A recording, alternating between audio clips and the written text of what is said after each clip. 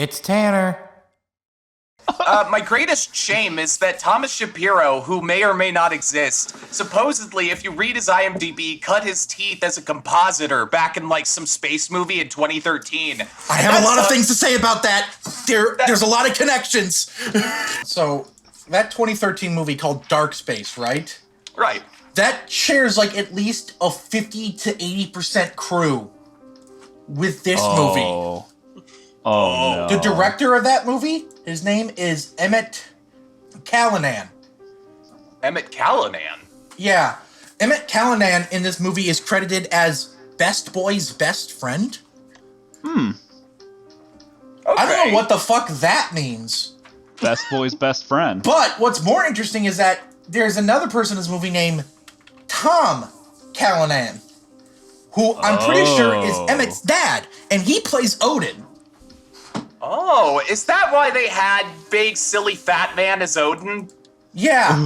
Well, if you look at the cast, except like every time there's like a man that's an actual main character and not just officer whatever.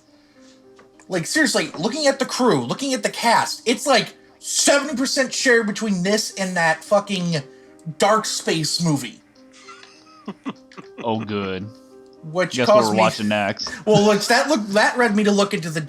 All right, I might as well drop this now because I'm about to get into this. I was waiting until we started recording.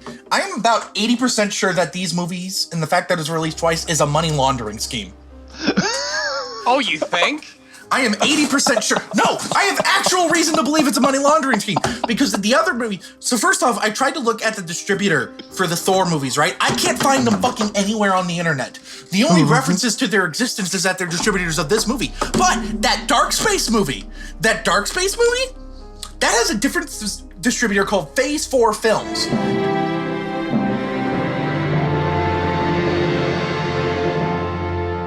Now, if you Google Phase 4 Films, Google thinks you're talking about Marvel, so I had to be a little more specific. Googling Phase 4 Films, and they were a distributor from about 2007 to 2015 when they were absorbed by this company called One Entertainment. And then One Entertainment was eventually absorbed by Hasbro, the fucking toy company. But that's besides the point. Going back to Phase 4 Entertainment actually has released a lot of... Well, first off, they were sued out the ass by Disney because they ripped off Frozen, and they lost the lawsuit. And that's part of the reason they got absorbed.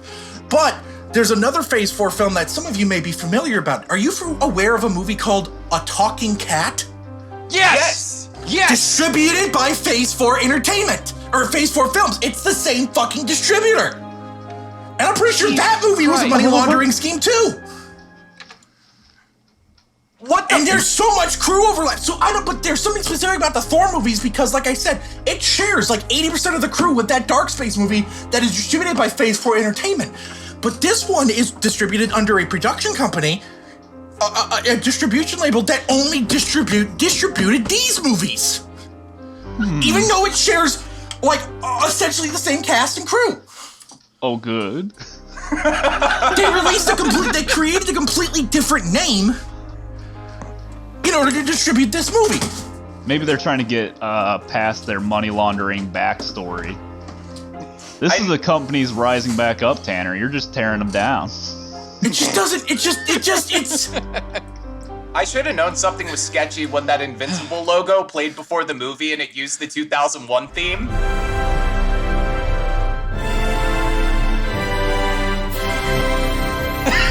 I looked into that label. There is nothing that you can't find shit about that one on the internet. Is there any information about how this movie even raised money to be a film? No, there is nothing. The only time this movie is referenced on the internet is when it's referenced on the actors' Instagram pages, but that's it. And like I said, you can't find any evidence that Thomas Shapiro, the director, exists anywhere on the internet.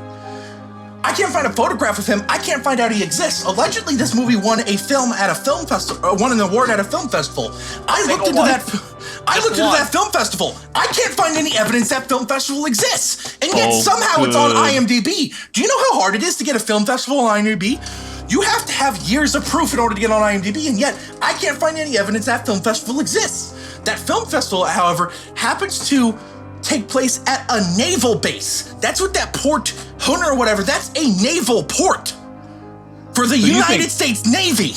So you think this is a money laundering scheme? This goes all the way to the top, motherfucker! This is a money laundering scheme for the military. This is breaking my brain. Normally I could follow along, but you actually just Pepe Sylvia'd me to death. Holy shit! I wish I could have looked into it more, but there is something really weird going on here.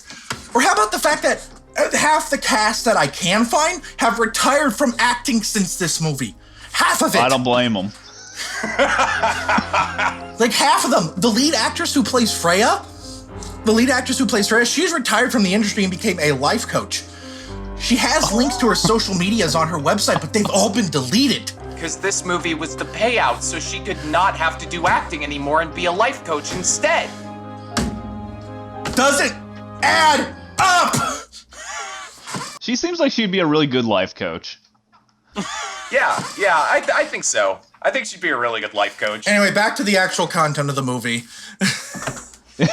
Back to the content of the movie, I guess. They